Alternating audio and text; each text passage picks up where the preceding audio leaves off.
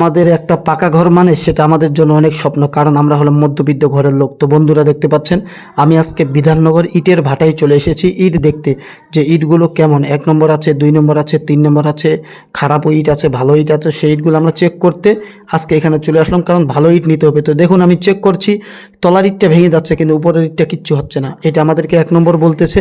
তো আমরা আরও চেক করতেছি, দেখুন ওই ইটটা গুঁড়ো হয়ে গেল কিন্তু এই ইটটা একটুও নষ্ট হয়নি। তো চেক করার পরে একমাত্র আমাদের এই ইটটা খুব ভালো ভালো লাগলো এই ভাটাই। তো আরেকটা ইট দেখলাম, সেটা 2 নম্বর, তো খুব ভালো লাগলো না, দেখতে পাচ্ছেন।